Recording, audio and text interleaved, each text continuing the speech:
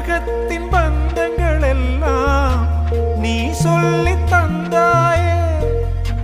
பிறப்புக்கும் இறப்புக்கும் இடையில் வழி நடத்தி சென்றாயே. உனக்கே ஓர் தொட்டில் கட்டி நானே தாயாய் மாறிட வேண்டும். ஆராரிராரோ நான் இங்கே பாட, தாயே நீ கண்ணுறங்கு என்னோட மடி சாய்ந்து.